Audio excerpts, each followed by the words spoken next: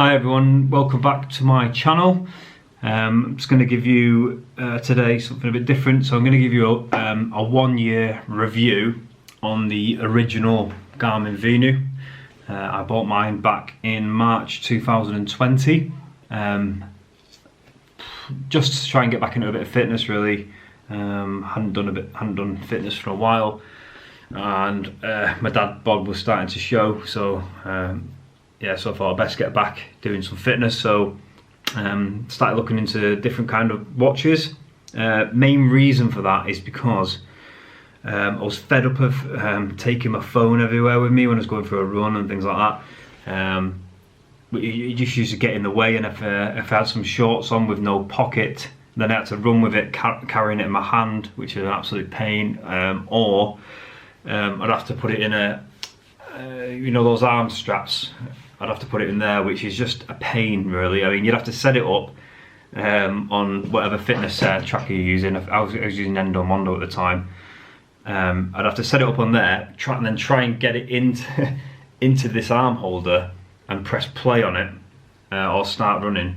And then sometimes it would go off the screen, or something would go wrong. I'd have to pull it back out again, and it was just an absolute disaster. So I thought, right, I've had enough of this. I need to invest in a fitness watch, because I was aware that there was some available where you could have music on them. So I was like, right, fantastic. I mean, I always used to go running with my headphones on anyway, so I thought it'd have to have music. So I started looking into that, especially with lockdown and things like that at the time. Obviously the only way you could escape out your house really, I remember the government mandate was you were allowed to go and do some fitness. So I was like, right, that's a great opportunity to go and do that. So yeah, so I started looking around for a watch. Yeah, had a look at loads of different brands. Then when I got to Garmin, I was like, right, I mean, they seem to blow me over, blow my mind a bit more than the other ones really, because the technology was a lot better that they had inside the watches compared to some of the other companies. I am aware there are some other decent companies that do fitness watches, like Fitbit are very popular. Polar are also quite popular with amateurs and professionals as well, in different sporting arenas. However, I did choose to go for Garmin, mainly because they specialise only in fitness watches. Not fitness watches, sorry, specialise in GPS, and they are well thought of in the marine industry as well, which I'm a part of.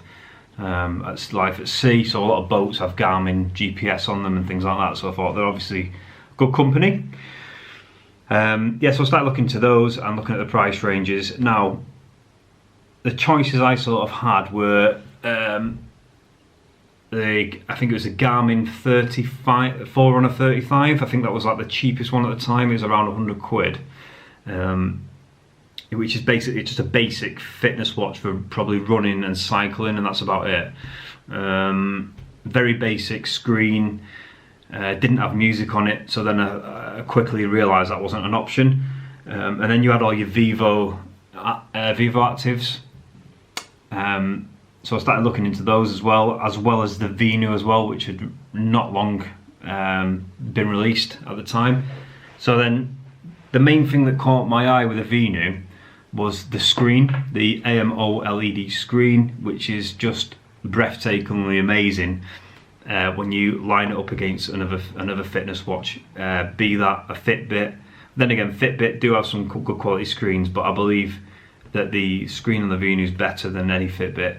Even amongst their own range, the other Garmin watches, even the more expensive ones like the Fenix, I still believe the Venu screen absolutely smashes them out of the water with the clarity and the brightness and things like that, the sort of feedback you get from the screen, which was definitely one of the main things that attracted me to it, as well as the music obviously, which I definitely needed on there. But yeah, as I say, I've got friends on my well, the ship I was just on, I've just left it actually, but I've got a lot of friends on there that had Garmin watches, and some of them had higher end models like the Fenix 6, and some of them had like the Vivo Actives. Okay, so, and obviously I got to have a look at their watches as well, and we used to do some fitness together as well. And what I noticed was, for example, if it was a very hot day and I was running, even if the sun was absolutely beaming off my watch face, I could still see my running metrics, or the data on my watch really from a run at the time. So I could still see how the distance I've run, how fast I was going, you know, like how many like each sort of like lap I was doing, like whatever speed I was going and things like that. So I could keep my eye on my progress. Now, some of my friends with the other the Fenixes and the Vivo Actives, the screen was so dull and very just not, it was just not there with the brightness. They were having difficulty trying to even read the watch face when they were running and things like that. Like they couldn't, when they were trying to glance at it, they were having to take, you know, quite a while to actually even to work out what was actually what was actually on the screen. So for that reason, I'm glad I bought the Venu. It's a massive selling point for me. So moving on from the screen then, this has sleep tracking. I have used it on a number of occasions and it is really good. However, I did stop using it, not because, well, for the only reason I stopped using it is because I just didn't feel comfortable with my watch on in bed. It was starting to irritate me. When I'm living on a ship, the beds are very, very narrow. They're very small. There's not much room to like move around or anything like that. So, you know, if I was shuffling around, my watch would probably be banging off the metal. It's called a bulkhead at the side, and things like that. So, or banging off the bed above me and things like that. So in the end, I was just like, right, I'll call it a day with that. So I did use it for about a month or so. And then I thought, well, I'm happy with my sleep pattern, so and it was getting disturbed enough being at sea anyway, so I thought there's no point tracking it. Yeah, so in the end I just used to charge my watch overnight. Yeah, so it has sleep tracking, pulse ox, so it measures how much oxygen is in your blood. I've used that before as well. I'm not 100% on the accuracy of it. I used it for about a week and I was just like, just wasn't sure. I mean, I knew.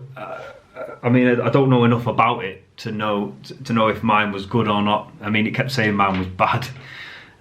So in the end, I was just like, well, I'm not really sure what to do with that. So yeah, so I sort of turned that off because it does wear the battery. It wastes a bit more battery as well when you use it, and I wasn't really getting a lot of benefit from it. Perhaps someone else might, especially someone who's maybe got an illness or something like that. That might help them, but in my case it didn't really help me a lot. Other features that I have used on this watch, or had linked up with this watch, was MyFitnessPal. So I did lose some weight last year, believe it or not. So I downloaded MyFitnessPal, linked it up with Garmin, and I was basically counting calories, which is not ideal, but yeah. So I could link that up with my Garmin and my watch and everything like that, and it would tell me how many calories I had left to consume in the day based on what I'd burnt and things like that. And you can obviously add your meals on. You could scan the barcodes obviously with your phone, and it all goes onto the Garmin app as well and deducts from calories burnt and things like that. And it basically gives you an allowance left of what you can use. Yeah, so that, I thought that was pretty good. I have stopped subscribing to that now, mainly because I was at sea a lot last year, and when I'm at sea, I get 3 meals a day, and whatever I get given, I have to eat it. I mean, I don't really have a choice. So there was no way I could like scan barcodes or anything like that. You know, the food's ready made. So yeah, so I thought there's no point paying the subscription fee for it. Now that I'm off my ship, I may start the subscription fee on that again, because I did find it quite beneficial. Yeah, so yeah, so you have the good thing about Garmin is, and some of you might already be on Strava, and I am a member of Strava now. I used to be on Endomondo. I have changed to Strava now, just mainly because a lot of my friends are on it, and another reason which I'll come to in a moment. But yeah, so the Garmin app, there are some fantastic challenges you can do on there which really do motivate you. So every month they bring out badges, so you can win badges. It's not the same as winning a medal, but I find it just as good as winning a medal. I mean, for example, a badge came out for a half marathon. So my ship was in Iceland for a few days. So I was in Reykjavik. In 2020, yeah, it was the only time we actually got off the ship because of the pandemic. But anyway, so during that time, I decided to do a half marathon and got a badge for it. So for me, it was just like winning a medal, really. And I've still got it on my Garmin app to say that I've done my half marathon. So even though it's a virtual thing and I haven't got a physical medal for it, it still keeps you going. So if you're in that run, you think, oh, I want to get that badge, and it keeps you going. So, and there's plenty of badges and such a big variety of them as well. I mean, they've got specialist badges for certain days of the year, you know, like and different badges for different countries as well. So if you're in the States, in America, I think they've got one for Thanksgiving. So if you do like an activity on Thanksgiving, you get like a badge. I think it's got like a turkey on it. You've got like badges for doing a workout on New Year's Day, one for New Year's Eve. They've got like Christmas Day ones. They've got badges like for all sorts of things. And every month they bring out new challenges. So a few days before the end of the month, they'll bring out the new badges. So everyone's waiting for them in anticipation for what challenges for the next month. So it could be something like cycle 300 kilometers. During June, okay, and then you win that badge. So you just track your cycling, and if you manage to do 300 kilometers in June on your bike, then you'll get your badge at the end of the month. So and obviously the more badges you get, the more points you get, and you can get promoted up like a ranking system really on Garmin. I think it goes up to level 5. It is the highest level you can go to, or 6 maybe. But I think they might be adding a few more levels. But yeah, so it's quite tough actually to get to the highest level as well, because there's a lot of activities on there. There's even a wingsuit one, which is insane. And yeah, I don't really fancy such a white knuckle ride myself personally, but there is one on there for a wingsuit activity, which is crazy. But yeah, each to their own.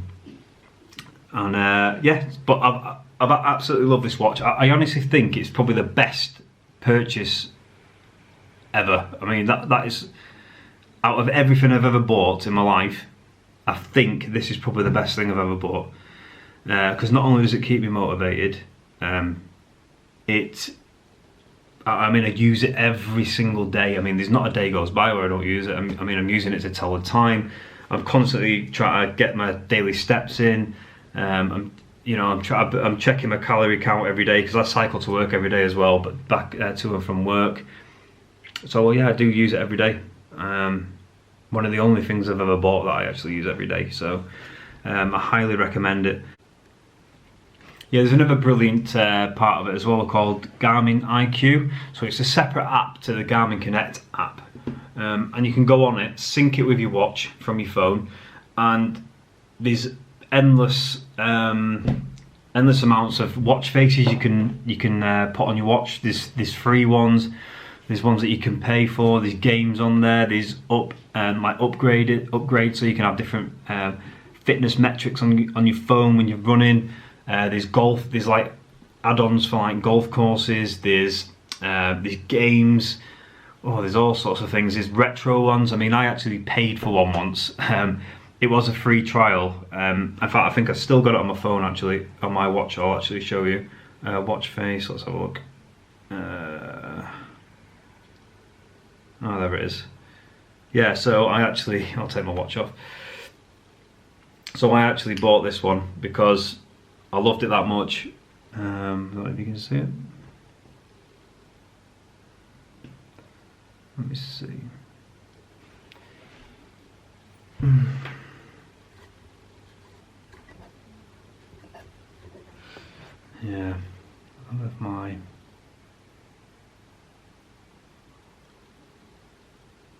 Sorry about this, guys. There we go. You see it now, it's just gone off. Just my luck. Right, yeah, so it's a G-Shock face on it. So I actually got that as a trial originally. You can get it in different colours as well. I can change the colour. I've got it green now, but I used to have it, I normally have it blue or red. But you can change the colour just on the app anyway. Yeah, but I love that one so much that I actually ended up buying it. So when the trial ran out, I was like gutted that it had turned off. I actually went and paid for it. It was only like £1.50, I think, to some bloke some designer that made it, and that was it. I just went and paid it through PayPal and then unlocked it with a password that he sent me. So yeah, but yeah, there's plenty you can do on there. As for it being robust, like I said, I mean, I've had this since March 2020, like last year, and I've been on the ship for most of that, and it's survived. I've never had never once bought a screen protector for it, and it's not even got a scratch on it, to be honest with you. It's absolutely in perfect condition, so I can't argue with it whatsoever. As I say, the only thing I have changed is a strap. I had to get an aftermarket strap off Amazon for £6 because the original one gave way on me only a few weeks ago. So just to be on the safe side, I've got a new one. But you can get loads of different colours on there anyway for £6. So there's about six or seven colours on there, and it fits in perfectly. So no issues whatsoever. Yeah, so as I say, I listen to music, so I actually have my one of my playlists on here. So if I can show you that. So as you can see here, hopefully it'll focus because it's not. There we go. If I move there, it should focus now. It's not very. Not doing very well there with this camera. Oh dear. Oh well.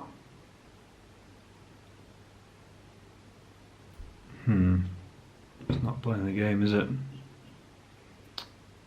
Shame. Never mind. Yeah, so I have all my my music on there, my playlist. So I've got a running playlist and a rocky one as well, which has got like rocky songs on sometimes, to be honest with you. If I'm going on a big run and I'm not having a great day, sometimes rocky gets me through. And I go on the, I don't know if you've heard of a watt bike, but I use a watt bike quite a lot at work, at least three or four times a week. So I do HIIT workouts on there or some endurance workouts, and they're pretty tough, some of them, and sometimes the rocky has to go on. Oh, I just don't get through them. So yeah, as soon as I'm having issues, get rocky on and I'm sorted. But connectivity with my headphones, absolutely amazing. So I've got Bose 700 headphones, which are like the over-ear wireless ones. I'm a bit of an audiophile, so like anything to do with music, I only ever buy like some of the best quality stuff I can get, really, like home sound systems and earphones and things, because I don't see the point in listening to music unless it sounds perfect. So yeah, I'm a bit of a music snob like that. It has to sound perfect or there's just no point listening to it. You'll never see me with some in-ear headphones ever. So but yeah, they work absolutely amazing, and to be honest with you, the range on this, believe it or not, is better than my actual phone. So I've listened to music on my headphones with my phone, and it starts cutting out a lot earlier than it would with the watch for some reason. So I've walked around the house with my watch on. So again, I've walked around the house with my watch on the side, listening to music, and no issues whatsoever. So yeah, it's really, really good quality. And as I say, yeah, 500 songs. It even displays the artwork. I was trying to show you on there, but my camera's just decided not to focus in today, which is unfortunate. But yeah, I hope you've enjoyed the video today. If there is anything else, I'll try and add it on, but I would highly recommend this watch. It's at a discount now. I bought this for £320 when I first bought it. It's now down to £249 because the Venu 2 is out. That retails at around £350. So if you are looking for a really good fitness watch that does a variety of different sports and activities, I would definitely recommend this watch. I don't think there's anything better out there in that price range. If you are looking to do some things a bit more serious, like you know, if you're a triathlete and things like that, I'd probably go for the higher end forerunners, or the Fenix if you do a lot of hiking and things like that. I'd go for those. But if you're just doing running, cycling, probably up to like marathon or half marathons, things like that, various other bits and pieces. Swimming in a swimming pool, I'd go for the Venu.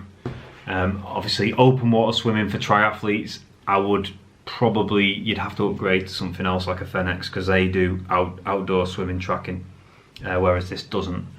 But yeah, highly recommended, as I say, and at a discount now, so I'd certainly invest in one, especially if you're running around with your phone still, because that is something you shouldn't really be doing now. You should definitely get yourself a watch.